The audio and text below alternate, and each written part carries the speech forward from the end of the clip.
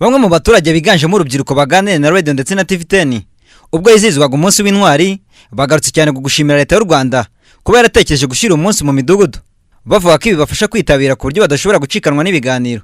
Urubyiruko rwinshi narwo ruvuga ko barufashije gutinyuka kubaza byinshi ku mateka y'igihugu cyacu ndetse rushishikariza na bagenzi babo kwitabira gahunda za leta. Babyigije hafi hari bubashe kuba yaza ntibitere n'ikibazo. Kuba rero barabitwegereje nk'abaturage ni byiza, biradufasha. Uri urubyiruko, uri umuntu mukuru, burya nta umenya byose. Niyo waba ubizi byinshi ntago wabura akuta mu gutwi utaruzi. Rero nabashishikariza yuko igihe cyose bazajya bumva hari igikorwa nk'iki bazajya bashishikarira kukitabira. Kuri uyu munsi ubutumwa naho urubyiruko nuko badakwiye kumva ko abitabira ibi bikorwa ari ababyeyi bacu. Nk'urubyiruko bakwiye kuza twese tugahuriza hamwe amaboko kuko ni twebwe ejo hazaza. Nk'urubyiruko twubaka u Rwanda kuko abakuru batubanjije barubatse, ariko natwe urubyiruko dufite byinshi twakora u Rwanda tukaruteza imbere. Mu butumwa bwatanzwe n'abayobozi banyuranye basabye abaturage gukomeza kwishakamo ibisubizo cyane cyane bashingiye ku mahirwe ari mu gihugu, babashishikariza kugira umuco wo gukunda igihugu no kukitangira bakorana umurava muri byose bigamije iterambere ry'igihugu. Ku munsi nk'uyu tugomba kwibuka intwari z'u Rwanda zadukoreye akazi gakomeye. Uyu munsi dufite igihugu cyiza kigendwa, kizira amoko, kizira amacakubiri cya buri munyarwanda.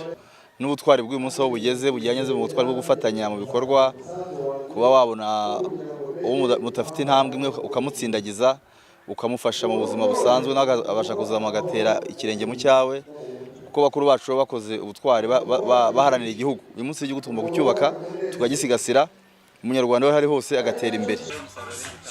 Umusaruro biri gutanga nuko byegereye abaturage bo hasi batashoboraga kujya aho bandi bari guhura. Hari igihe byajyaga bibera kuri stade hakajyayo bakeya kubera intege nke, ariko ubu ngubu ari ufite intege nke ariko kubera ko ari hafi baraza bakafatanya kumva ibiganiro hamwe n'abandi. Nkabifuriza no kumenya kugira umunsi mwiza.